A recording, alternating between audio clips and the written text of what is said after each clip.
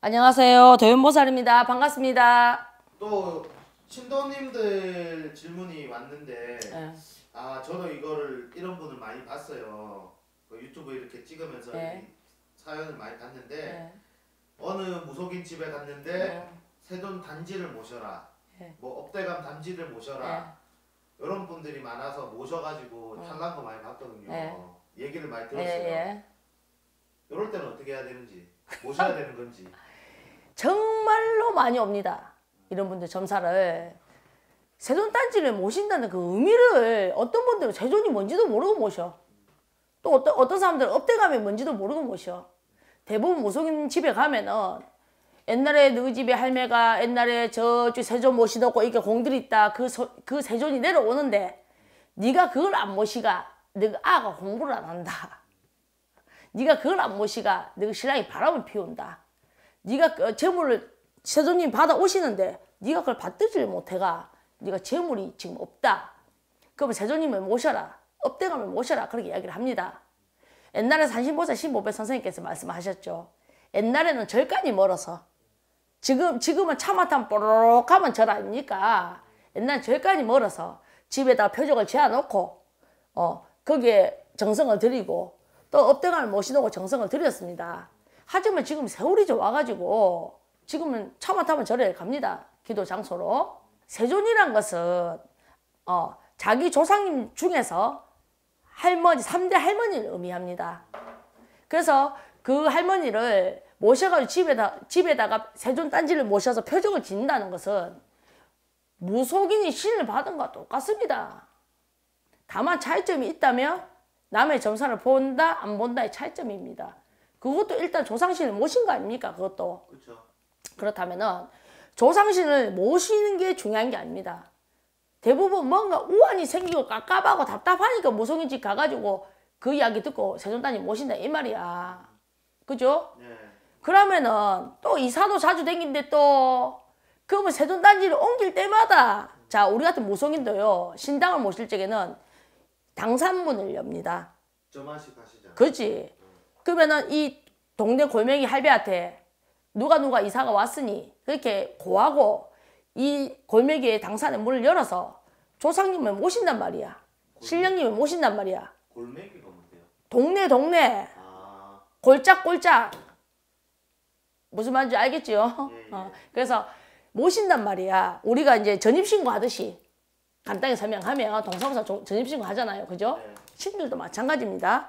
그러면 그렇게 모시고 또 이사를 가게 되면은 이사 갈 적마다 점화식을 합니다. 그러면은 세존님도 마찬가지예요. 문제가 되는 게 뭐냐면 내가 복 받으려고 모셔도 놨는데 무당무속이나 똑같았죠. 네. 그러면은 정말 기도를 많이 해야 돼요. 그리고 1년에 한 번씩 세존단지를 갑니다. 1년에 가을에. 그것도 1년에 한 번 정성을 들여줘야 되고 무속인 만큼 기도를 많이 해야 됩니다. 그래야 가정성불이 오는 것이지. 무작정 뭐 세존단지 모셔놓고 뭐 쌀에 곰팡이가 피는지 2년이고 3년이고 쌀도 안 갈고 안 받들고 하면은 아무 소용이 없어요. 그때부터 고민이 시작되는 거예요. 옛날에 할머니들도 위에 모셔놨다가 할머니 돌아가시고 나니까 자손들이 없애붙단 말이에요. 그냥 해양을 안 시키고 그래서 그 줄이 밑으로 타고 내려오는 거잖아. 그러면 마찬가지라는 거지. 내가 모셨는데 내 새끼가 그걸 받들겠냐고. 그렇죠. 그렇게 되면 또 해양을 안 시키고 되면 내 또 밑에 자손이 또 문제가 생기는 거라. 그래서 이제까지 도연보살이 무당무속인 생활을 하면서 산신쌤이 세존을 모셔준 경우를 1000명 중 1명 있다고 보셔야 됩니다. 어떤 분이냐? 정말 신내림을 받아야 될 분. 근데 정말 할 수 없는 입장이 되는 분. 되도록이면 중간 입장을 안 만듭니다. 그 중간 입장이 뭐야? 민간인도 아니고 무당도 아니고 남자도 아니고 여자도 아니고 딱 그 중간 입장이 굉장히 힘든 겁니다. 얼마나 괴롭겠어요. 왜 괴로움을 내가 만드냐 이거지. 그러면 세조님이 내려오시면 세존단지를 안 모셔도 됩니다. 안 모시고 조상을 받들어서 내가 기도도 하고 산신제도 한 번씩 지내주시고 조상님한테 산신기도 열심히 하면 세존단지 안 모셔도 됩니다. 근데 굳이 이 금전에 좀 눈이 먼 이 무당무속인 선생님들께서 삐딱하면 모시라 하는 기다. 업대감 모시라, 사업대감 모시라.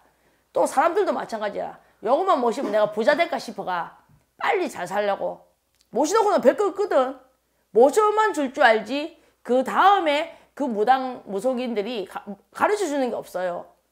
이 사람이 어떻게 기도를 해야 될지, 이 신을 모셔주면서 앞으로 주의점이 뭔지, 또 이 내가 모셔줄 이 단칸집이 세존단지에 모셔준다 칩시다. 과연 죽을 때까지 이 신을 받들고 갈 수 있을지도 한번 생각을 해봐야 된다고 생각합니다. 무작정 세존님이 내리시니까 받들으라 하고 모셔준 그걸로 끝이 나기 때문에 문제가 되는 거예요. 세존단지를 모시면 조상신을 모시는 것이기 때문에 기도를 많이 해야 되고 또 1년에 한 번 조상님을 받들어야 되는 것이고 그 다음에 또 무속인하고 똑같이 열심히 산신기도를 하셔야 된다는 걸 가르쳐 주셔야 됩니다. 그냥 무작정 이 사람이 막 세존단지 모시고 뭐 이래 될지 이래 될지 막 앞으로 내필이 불지 그런 생각을 안 하고 모셔주니까 문제가 되는 겁니다. 또 모시는 사람도 마찬가지야. 내가 조상님만 모시면 막 내가 인생이 바뀌겠다 그 생각도 버려야 됩니다. 생각을 한번 해보세요. 얼마나 큰 거냐고. 부모 좋다고 모셔다 놨는데 뭐 낼로 갔다가 별로 부자 안 시키고 물려준 재산 없다고 갖다 내버리는 거 똑같지 않습니까? 세존단지를 갖다 모시다가 엎었다가 모시다가 엎었다 하는 거는 이해를 하시겠습니까? 예, 예. 근데 말씀 중에 그 업대감이라는 게 있는데 그건 또 뭐예요? 업대감도 내가 이런 경우도 봤어요. 업대감이라는 것도 왜 내가 대감줄이 세다. 업대감은 말 그대로 부자시켜주는 대감입니다. 그래서 내가 니는 업대감이었네. 사업대 갖다 붙이면 이름이야. 무슨 말인지 알겠어요? 사업대감이란 건 옛날에 짝이 없었어요. 무당무속인이 시대가 변하면서 갖다 붙인 겁니다. 그래서 옛날에는 뒤주 위에다가 옛날에 이런 어른을 모셔놓고 자 세존이나 세존단지는 안 살리면 주관하는 신이고 업대감은 바깥 살림 을 주관하는 신이라고 저는 그렇게 알고 있습니다. 도연보살은 이름을 업대감이라고 해놨지만은 사람들이 그 의미를 자세히 모르고 모시는 경우가 많아요.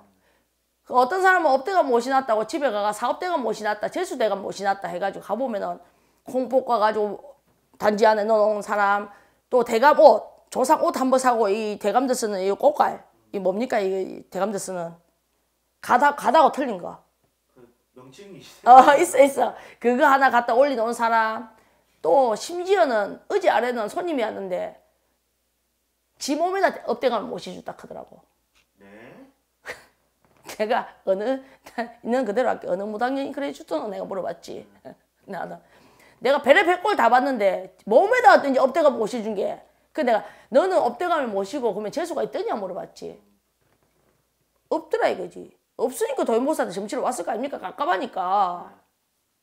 그래서 신을 모셔주는 게 중요한 게 아니고 업대감, 사업대감, 세존단지 그게 문제가 아닙니다. 이 사람이 정말로 끝까지 모시고 갈 사람인지도 생각을 해보셔야 되고 되도록이면 표적을 짓지 않는 게 좋습니다.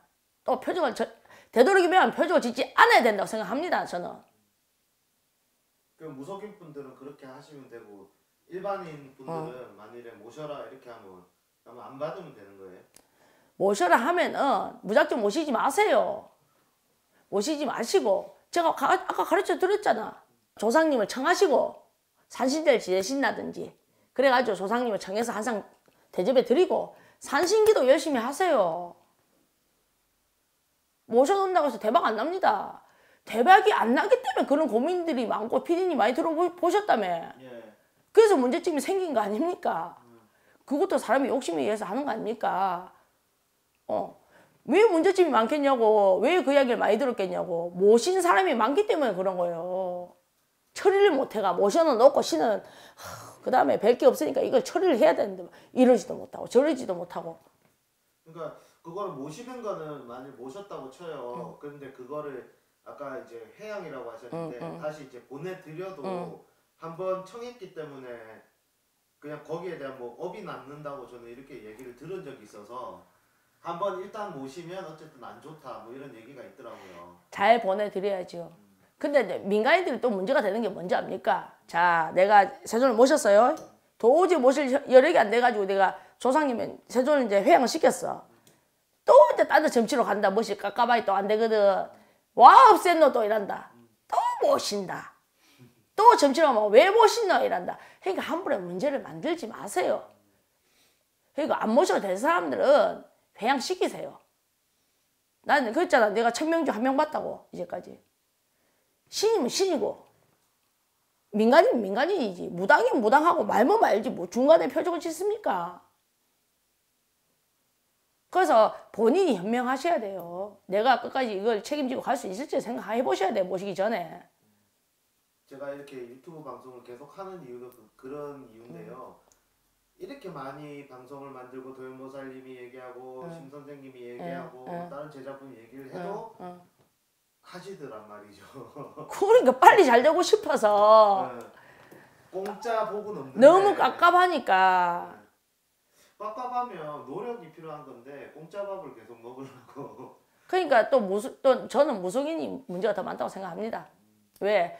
단간집한테 민간인한테 만약에 신도님한테 그 세존단지를 모셔주시면 먼저 생각하셔야 돼요. 이 신도님께서 끝까지 이 조상님을 모시고 가실 수 있을지, 또 이 세존님을 모시면 앞으로 어떻게 해야 될지까지도 설명을 하셔야 됩니다. 그리고 그런 생각도 들 것 같아요. 예를 들어서 단지를 모셨는데 효험이 없다. 그러면 뭐 에이씨 조상 없네 이 생각 그냥 갖다 버릴 수도 있다고. 많아요. 그게 많게 되면 문제 됩니다. 그러니까 그래 되면 어찌 됩니까? 그래 되면 어떻게 되겠어요? 자, 불러놓았습니다. 신을 보내는 게 더 힘듭니다. 자식한테 바람을 치고, 자식한테 이제 그 조상이 어디 가겠냐고. 그렇지 않습니까? 네. 허공청지 떠다니는 거야. 내 조상이 허공청지 떠다닌다. 좋겠습니까? 안 좋죠. 또 때로는 야가 내를 갖다 모시고 와가 이렇게 학대를 하이 신의 입장에서는 내 자식한테 갈 수도 있는 거 아니에요. 내 좀 잘 받더라고. 그럼 조상이 살짝 건드릴 수도 있어. 그러면 또 이제 점치러 갈까요? 아가 이상하이. 또 원인이 나올 거 아닙니까? 그러니까 하지 마세요. 하지 마세요. 그게 정답입니다. 안 하는 게 정답. 자꾸 똑같은 말 되풀이 하지 말고. 그러면 하면 그냥 점만 안 칠 뿐이지 아까 말씀대로 그냥 무속인이 되는 거랑 똑같은 거네요.